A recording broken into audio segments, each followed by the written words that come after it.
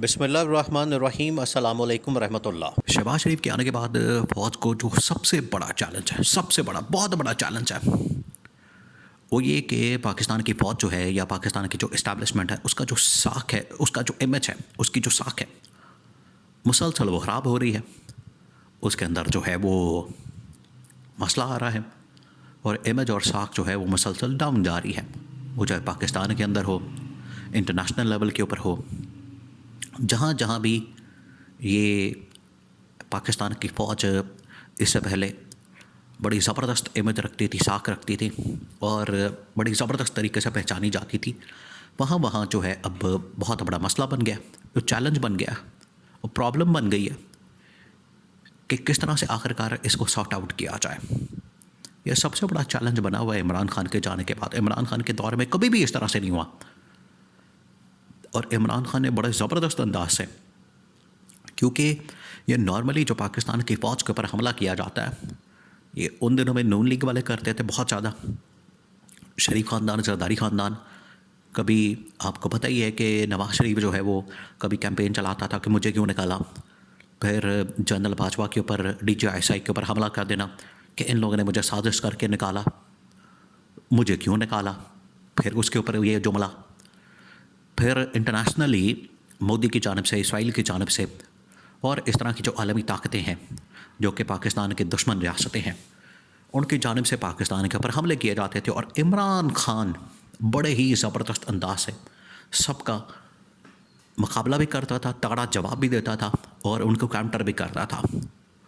फ़ौज उसमें बड़ी कंफर्टेबल थी, पाकिस्तान की इस्टेब्लिशमेंट उसमें बड़ी कंफर्टेबल थी कि यह बड़ा ज़बरदस्त हमारा कोई बंदा दिफा करने वाला, हमारा इमेज जो है वो बेहतर करने वाला, पाकिस्तान के अंदर भी, पाकिस्तान के बाहर भी, आलमी सतह के ऊपर भी दिफा करने वाला कोई तो मजबूत आदमी है।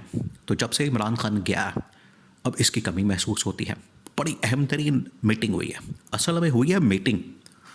ये जो सारी कहानी आपके सामने रखी है उसके पीछे मसला, वजह यह है कि GHQ के अंदर हुई है एक मीटिंग और उन्होंने कहा कि ये इमेज कैसे बेहतर करना है। इमेज का तो मसला बन गया पाकिस्तान की फ़ौज के लिए कि मिडिल क्लास जो है, बाकी जो तमाम के तमाम तबकात हैं, क्लासेस हैं, वो पाकिस्तान की फ़ौज के ऊपर बड़ा ज़बरदस्त ट्रस्ट रखते थे, उनके बारे में बातें करते थे। और आज सूरत हाल बिल्कुल मुख्तलिफ है। ये शरीफ ख़ानदान के दौर में पूरे पाकिस्तान के अंदर कभी कोई अस्करी बायकॉट, अस्करी जो प्रोडक्ट्स हैं उनका बायकॉट मुहिम चलती है, कभी आलमी सतह के ऊपर मिलिट्री कोर्ट्स के मतलब, कभी जनरल आसिम के एक्सटेंशन के मतलब, कभी कुछ इस तरह की बातें जो है होती हैं। तो उसकी वजह से जो पाकिस्तान की फ़ौज का जो इमेज है, साख है, वो बड़ी बुरी तरह से डैमेज हो रही है। तो ये मसला बना हुआ है यहाँ पर, जिसकी वजह से उन्होंने सर जोड़े हैं, सर जोड़ के वो बैठे हैं और उन्होंने कहा कि इसका कोई हल निकाला जाए, इसका कोई सलूशन निकाला जाए और देखा जाए कि किस तरह से इसका सलूशन निकाला जा सकता है, किस तरह से इसको हल किया जा सकता है। तो ये उनके गांठे फिट हो चुका है। ये उनको समझ आ चुकी है कि ये हुकूमत अपने लिए तो एक बोझ बनी हुई है, अपने लिए भी वबाल जान बनी हुई है। ये हमारे भी गांठे फिट हो चुकी है, हमारे भी गले पड़ चुकी है ये जो हुकूमत है शरीफ ख़ानदान के, जरदारी ख़ानदान की। क्योंकि इनके अंदर तो असल में दो नंबरी है, बच्चों खाई जाओ तो राला पाई जाओ। ये तो कहते ये हैं हुकूमत के अंदर है, तो इस वजह से थोड़ी बहुत जो इस्टेब्लिशमेंट का दिफा करते हैं वो भी सही तरीके से नहीं कर पाते। कभी जजेस का मामला हो जाए, कभी इंटरनेशनल ताकतों का मामला हो जाए या किसी और जगह से मसला हो जाए तो दिफा करना इनको आता ही नहीं। तो DGISPR को बचाते खुद आना पड़ता है, जिस तरह से लास्ट वीक वो आए। तो ये इनकी नाकामी की वजह से उनको मंजर आम पर आना पड़ता है, उनको आके बातें करनी पड़ती है, समझाना पड़ता है, पूरी कौम के सामने पूरा मामला रखना पड़ता है। वरना जो इस वक्त अगर इसकी जगह इमरान खान की हुकूमत होती तो इमरान खान तो बड़ा तगड़ा किस्म का जवाब देता। अब वहाँ पर ये सर जोड़ के बैठे हैं कि किस तरह से इस इमेज को दोबारा से रिवाइव किया जाए, क्योंकि रिवाइव करने का मसला पड़ गया है। तो रिवाइव के लिए 3-4 ऑप्शन रखी गई हैं और वो 3-4 ऑप्शन ये हैं कि हमें किस तरीके से पाकिस्तान के ऊपर एक कैंपेन करनी है, कैंपेन करके पाकिस्तान को, पाकिस्तान की फ़ौज को किस तरीके से पाकिस्तान के अंदर ये रियलाइजेशन करवानी है। उसमें जो सबसे बड़ी प्रॉब्लम है, सबसे बड़ा चैलेंज और इशू है, वो है इमरान खान और PTI। तो उसके लिए 2 ऑप्शन वहाँ पर रखे गए। इधर उधर जाने की ज़रूरत नहीं है, सीधी जो बात है, देखिए मकड़ी के जाले की बात करने की ज़रूरत नहीं, सीधा मकड़ी पर मारते हैं।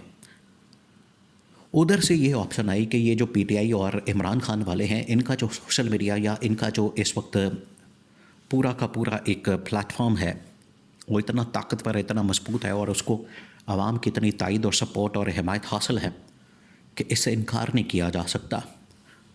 ये पाकिस्तान के लिए एक बड़ा पॉजिटिव किरदार अदा कर सकता है ये प्लेटफॉर्म जो पीटीआई और इमरान खान का है, अगर इसको पॉजिटिव अंदाज में देखा जाए।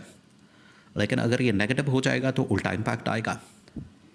तो नून लीग और पीपल्स पार्टी के पास तो इस तरह की कोई पावर नहीं है, ऐसा कोई प्लेटफॉर्म नहीं है, ऐसी कोई स्ट्रेंथ नहीं है कि जहाँ से ये अपनी आवाज़ जो है, पब्लिक की आवाज़, कौम की आवाज़ उजागर कर सकें, प्रमोट कर सकें या अपनी आवाज़ पहुंचा सकें।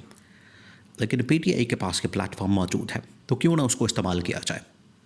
एक तो ये ऑप्शन है, और प्रो इमरान खान एक मामला जो है वो सेटल किया जाए, या फिर एंटी इमरान कि अगर इमरान खान के ख़िलाफ़ चाहते हैं तो फिर उसका नतीजा क्या निकलेगा। जब एंटी इमरान बात हुई तो उसमें कहा गया कि एंटी इमरान तो हमने देख लिया पिछले 2.5 साल में करके, तो क्या निकला उसमें से, उल्टा मुल्क का नुकसान हुआ, फ़ौज का भी इमेज ख़राब हुआ।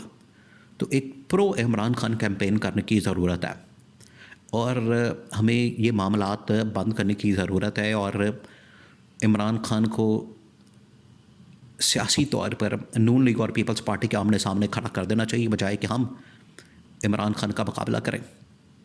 हम आके तो उनका किसी तरह से काउंटर करें और उनके बयानियों को काउंटर करें। क्यों ना गवर्नमेंट को और इमरान खान को आमने सामने करवा दें, तो सियासी तौर पर ये जो सियासी लड़ाई है ये ख़ुद लड़ें, हम बीच में से निकल जाएं।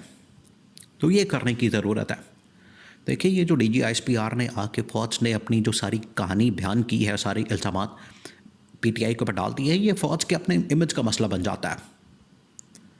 लेकिन अगर ये बात सियासी तौर पर नून लीग करेगी तो उनकी आपस की लड़ाई रहेगी, बीच में फ़ौज को जो है अपना रास्ता बनाने की एक ऑप्शन रहेगी, रास्ता बनाने का एक वो रहेगा, उनके पास प्लान रहेगा, एक मिडल वे रहेगा कि हमें यहाँ से।